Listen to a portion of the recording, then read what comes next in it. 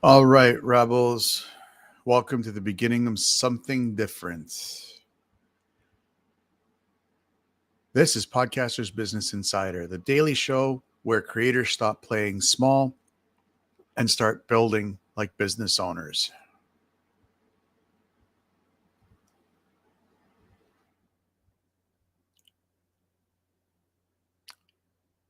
Here, we don't chase downloads for vanity. We build systems, strategies, and shows that actually pay the bills. If you've ever felt stuck recording into the void, wondering if your podcast will ever grow into something more than just a hobby, this is where the guesswork ends. Because you're not just a podcaster, you're a founder, you're a strategist, and a builder. And together, we're going to turn your mic into a media empire. So buckle up, rebels. Clarity beats chaos, strategy beats hustle, and momentum beats perfection. Pardon me. I've had a little bit of a late start to today. Something came up and it was unavoidable. And it's a personal issue. One of those things that life happens and you can't really avoid because it's life. Anyhow, we're up and live and running. So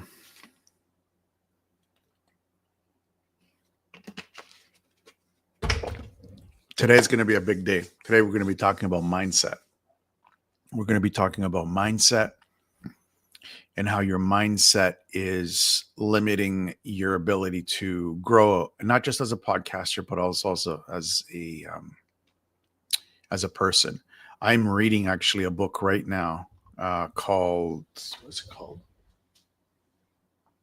The Secrets of Getting Rich. Very interesting take. I don't agree with everything that's said in that book, but some of the stuff's actually pretty good. The stuff he talks about church and stuff like that and religion, you don't have a strong foundation in that, then you're missing out on a lot of value. He says not to listen, but his take on it is not to listen to the point where it's keeping you down. Because sometimes there's some churches out there that bring you down. We'll get more into that in a little bit. But for now, we're just going to talk about two articles that I came across. One is called the Project Push. The article is called the Product Push. Global Push Alerts Archive. The headline states Project Push creates an archive of news alerts from around the world. My take on this article, we'll get into that in a little bit, but why this matters is Project Push was invented by a Financial Times product manager and shows the human effort behind every digital notification. Each push transforms editor intent into global attention, reminding creators how much thought and potential impact lies behind every publish button. So, as creators, we send content into the world, much like newsrooms send alerts. Every post, newsletter, or episode is a notification. So we need to understand how to choose our pitches carefully, and our pitches are our hooks. So strategic framing and timing can turn passive listeners into active followers. This is something that, sorry, my hair is not cooperating with me today. Not too much is cooperating with me today. Neither is this beard coming off. It's good. We're gonna have a hot weekend, and beards in warm weather do not work hand in hand. But anyways, going back, I digress. Going back to this article here, us as creators, we need to understand that our hooks catch people's attention. If we can get a good hook behind our story, behind our live, behind our interview, behind our post or newsletter or blog post or whatever, social media post, if we can get a good hook behind there, that whatever it is will go viral. That publish button that we have is probably the most powerful thing that we have. That go live on StreamYard, the most powerful button that I have in my entire setup of my computer. I have 3 monitors. I'm thinking about getting another 2. No, the most powerful button that I have is that go live button on StreamYard, because I'm putting content out into the world. Now, how do you get good hooks? Or in this case, pitches. So a hook is a pitch and a pitch is a hook. It's that thing that people will see, the first thing that they see. It's tough. And if you don't have help, and in my case, it's just me. So I have help, which lies in ChatGPT and Grok and any other AI tool that I might use. They help me speak to my avatar.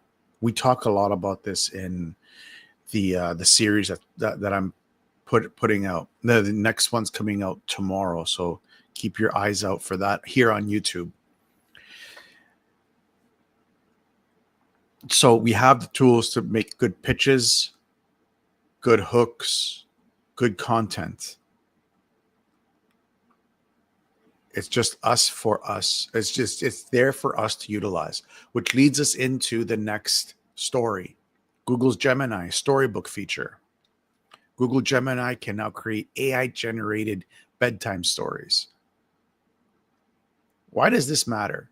This may seem like a little blip on the radar. Oh, big deal. They can create bedtime stories. That's great. I mean, if you're a parent with young children, I mean, it's great. Because you no longer have to make up stories for your kids while they're going to bed. But there's also a deeper innuendo here when it comes to AI. AI is moving from producing generic scripts to generating personalized, multi-sensory experiences. Storybook creates narrative and illustrative tales, tailored by style or even a child's own drawing, making the AI interaction emotionally rich and deeply creative. So AI is growing now. You guys know that I have a love-hate relationship with artificial intelligence. I love it because it makes my life so much easier. I hate it because I'm afraid of where it's going to go. It's the most powerful tool that I have as a podcaster, as a content creator. The most powerful, hands down. It can run my entire business for me. For podcasters, what does this mean? This shift is a reminder that your voice has power beyond words. Storytelling, sound, and narrative design define your brand. Lean into personality and multi-sensory cues to make your content not just heard, but also felt. If you can make your content have an emotional response to somebody who's watching it. We talked about this yesterday. This is the reason why we add music to the background of an Instagram post. It's to elicit an emotion, to begin that emotional hold on the person that's watching it. So now you have visual and acoustical. The only thing that we're missing is the smell and the feel. But you can create the feel through visualization and sensory and acoustics. That's just a very small piece of what AI can do, which I haven't even looked at right now because I'm using AI right now to streamline my entire business. All of TechForge Media Group, everything that's involved. Right now, I'm just focusing on TechForge Media Group and the Podcasters Business Insider. But next month, we're launching Control Alt Elite and Control Alt Elite. And beginning of October, we're going to be releasing Underdog Media. Underdog Media is going to be helping creators create their podcasts, and we're going to be helping them plan and strategize their podcast so that they can get a bigger audience. So more like a podcasting consulting group. And in November, we're bringing in Patreon. We need some more money, people. We need help. It's expensive. You saw what it costs to run this thing. You saw what it costs on Monday's episode. It's like $300 American a month. It's not free. No matter how much of a hobby you want this to be, it costs money. So those are the two main articles. I will post the links with the show notes underneath. So all you have to do is the hyperlinking in YouTube is being a little bit of a pain, and it's not hyperlinking anymore, or it wasn't. So if you can just copy the hyperlink and paste it into your browser, it will pop up the articles. We will have those in the show notes below. So let's get into today's lessons.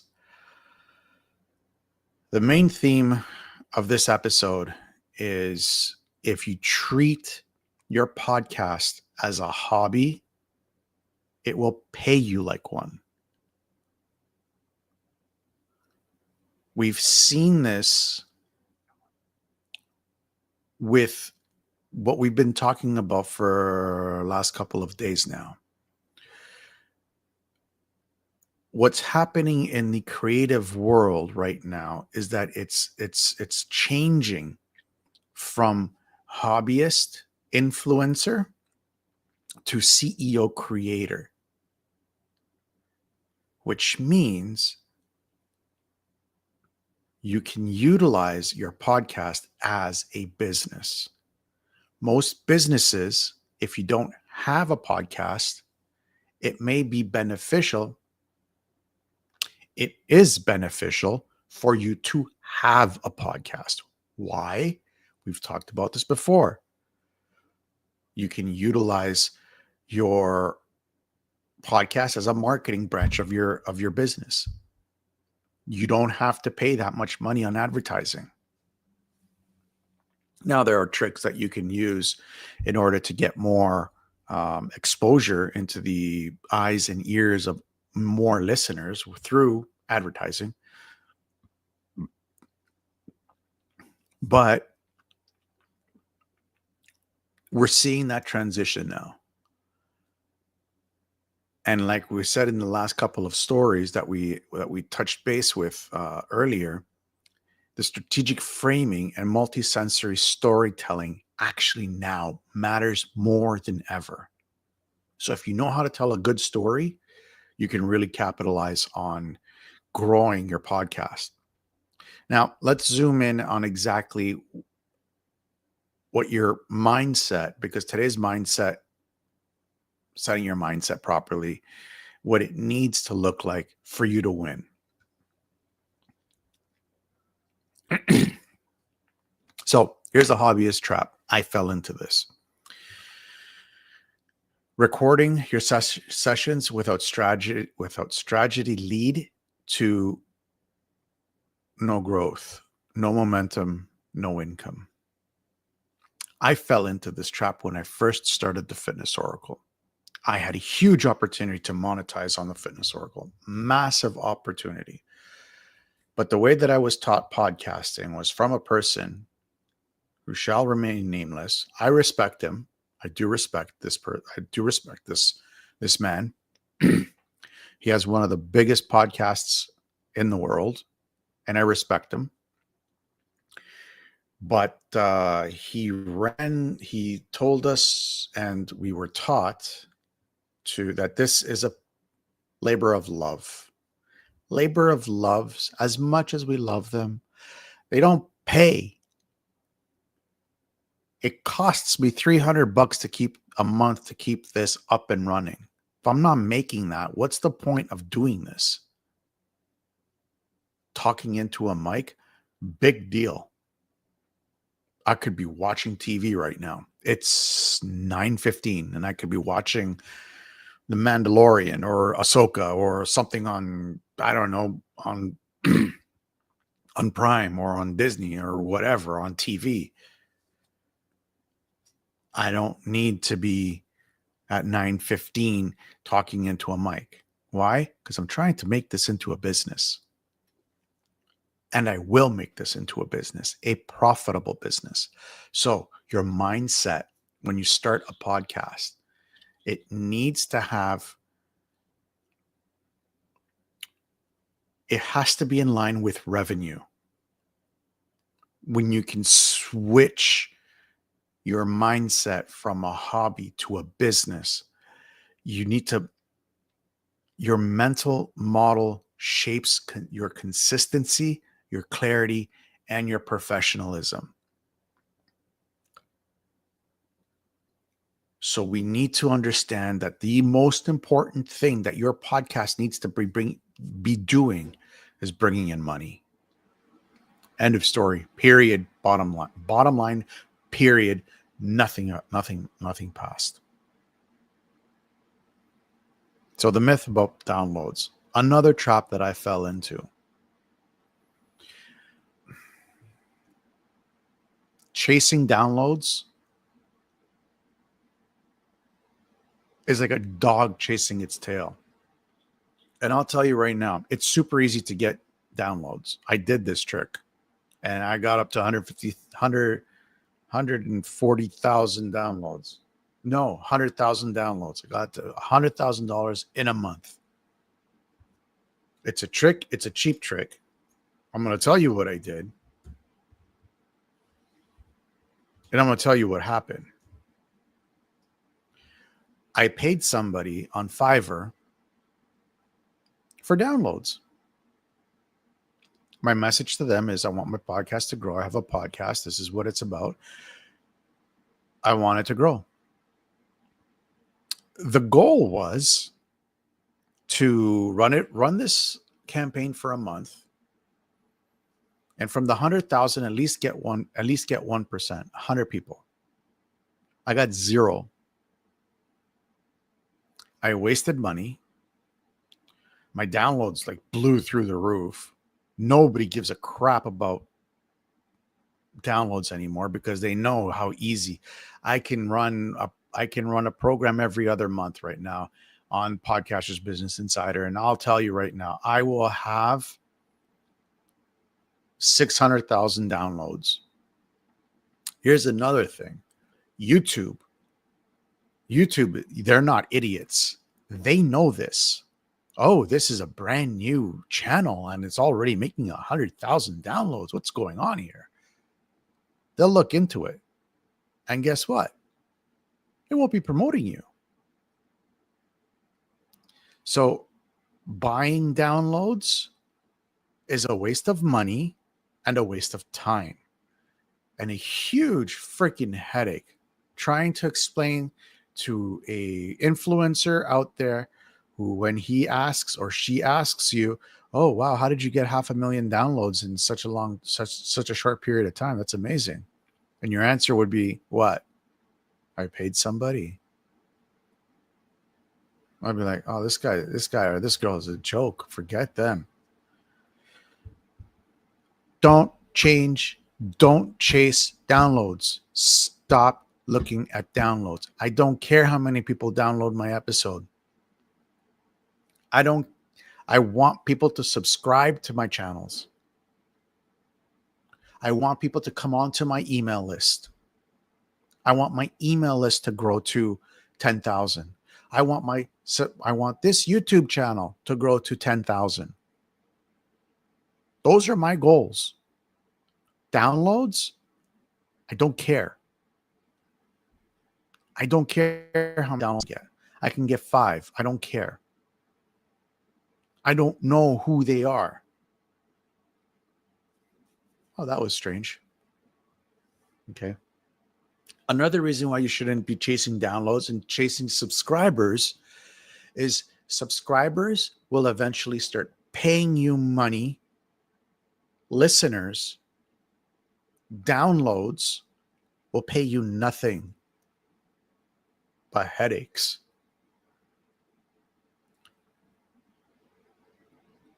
So stop looking at how many downloads you have and start focusing on how many people you have, because that's more important. That has more value than anything else. We've talked about this again over this week.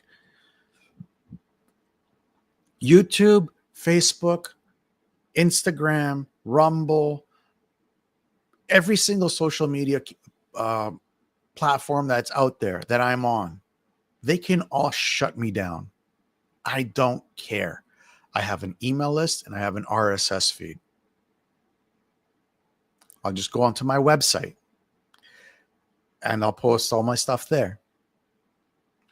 And I'll tell my email list, hey guys, listen, I got kicked off of YouTube for whatever. Or I got kicked off of Rumble, which is tough to do. Now YouTube changed their rules too. They're a little bit more better than what they were back in 2021, 2022. They were a little bit too much.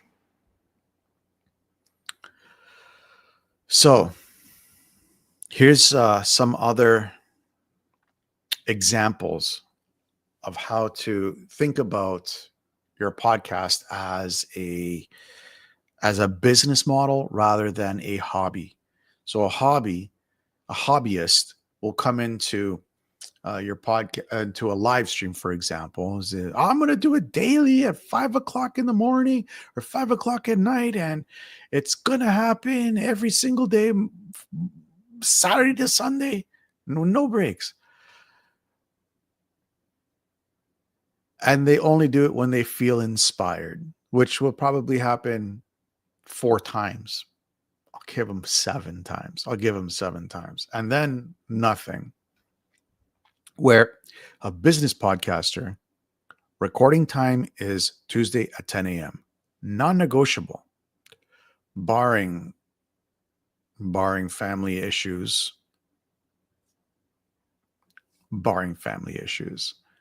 But even though I had what I had and I dealt with it with what I dealt with, still came on live. I could have said, you know what, screw it. It's 9:00. I'm not going to go on live now. No way, it's too late. No. I said Monday to Friday, 7 p.m. Eastern Standard Time. I missed my 7 p.m. live, so I'm now still doing it. It's late, but I had to deal with something. But anyways, excuses. But I still did it. Another thing that business a business mindset is that we're looking at metrics, but not the downloads. We don't care about the downloads. So a creator, I'll give you an example. A creator with 350 weekly listeners earns $500 a month versus through coaching is more successful than somebody with 100,000 downloads and 0 income. Do you understand where this is going? How your podcast is supposed to be running? Because if you're making $500 a month off of 350 listeners through coaching, and your expenses are $300 a month, your profit is $200 a month. What can you do with that $200 a month? Build your business where somebody who's focusing on downloads and empty views is making zero. Guess what's going to happen? That thing's going to fizzle out, and eventually it will fizzle out. For me, it fizzled out in 3 years, but I learned a lot. I learned so much. I did. It was a lot of painful lessons, but worthwhile painful lessons. So another thing that having the business mindset is your brand behavior. Ask yourself, would somebody invest in my own show if it belonged to somebody else? So if Podcasters Business Insider was owned by Patrick Bet-Davids,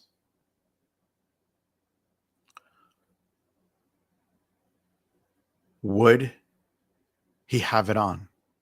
Is it worthwhile for him to have it? Or Kevin O'Leary?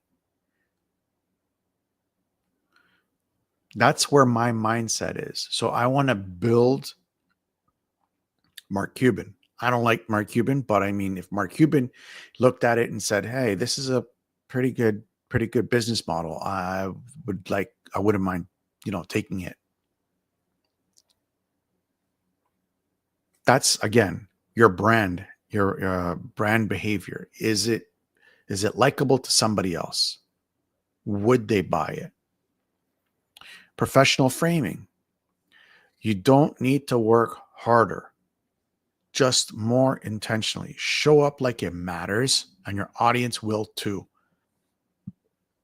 This is partially true.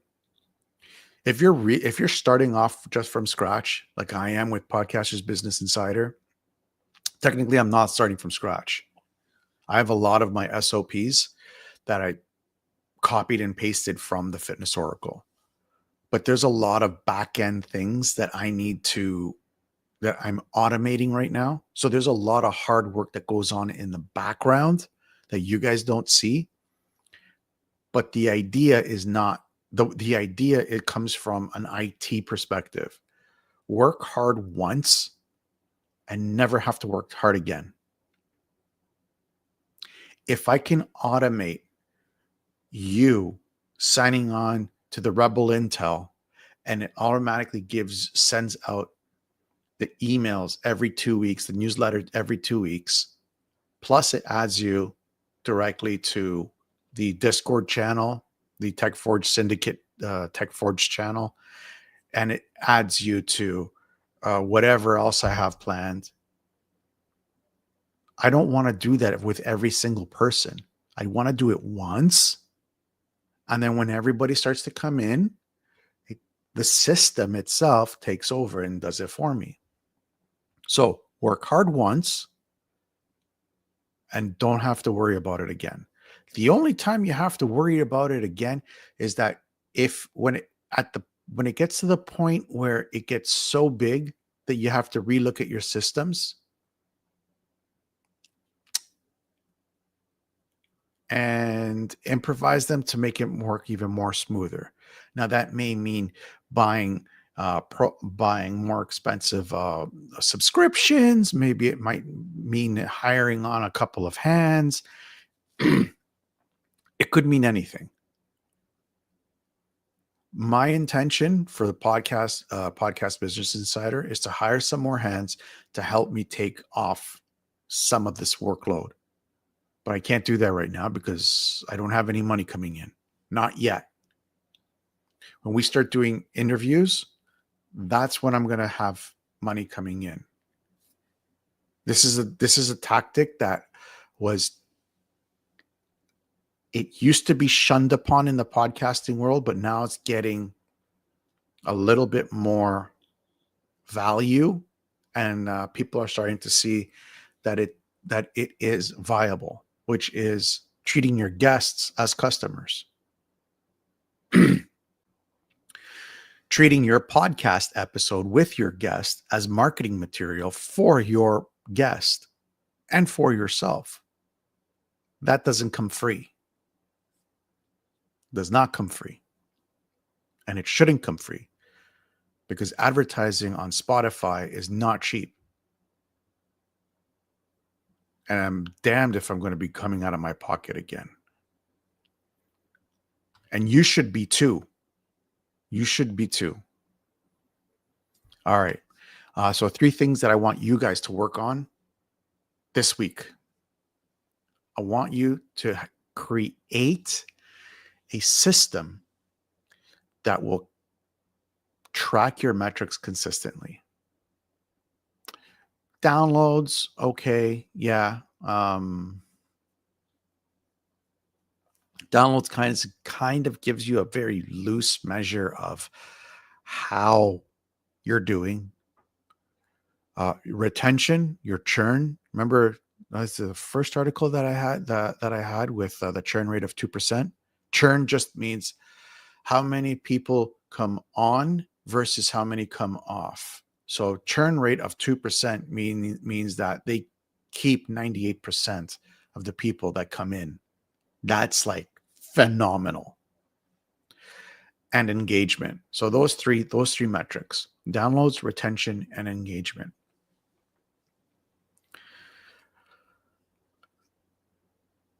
One way that you can do this is to log into wherever you're hosting your podcast. And you'll be able to see, all the numbers there. Like Podbean does a really good job with it. So did Anchor FM. Now it's owned by Spotify. Anchor was okay, but it's owned by Spotify. So you can only post to Spotify. One hand clapping. Set one business goal tied to your podcast, like scheduling a discovery call or securing a new Patreon backer. 2 examples. But remember, this goal needs to be about your business, not your podcast. Your podcast is just an extension of the business, even if the podcast is the business. Do you understand? Which ties into number 3. Treat your podcast day like office hours. Block it, guard it, prioritize like you would a client deliverable. I have set hours when I'm working on the back end. Right now, my set hours are a little bit extended because there's a lot to do. But once all the automation is complete, then I'll be able to sit back and say, okay, these are my office hours. I don't want any distractions. I will not get any distractions. And no one's going to be bothering me between those hours, Monday to Friday, Saturday and Sunday. I'm a little bit of a workaholic and I need to learn how to step back a little bit. Well, that's it, guys. If you guys are ready to make the mindset shift from hobbyist to business operator, come join the Pod Squad, that's where we dive deeper into strategies, systems, and the mindset of profitable creators. Tomorrow is the Tactics Thursday, and we're going to teach you how to build revenue systems before you go viral. Kind of important, so you're not caught in the wind, ass up in the wind, as they say. So I hope today's episode was your wake-up call. Because if you're treating your show like a hobby, it'll pay you like one. It paid me like one. Learn those 3 mindset shifts. to move you from stuck to scaling. I'll see you guys tomorrow. And don't forget to subscribe to our newsletter. The link is in there. It's working. It's working. I know I tested it. It's working. I'll see you guys tomorrow at 7 p.m.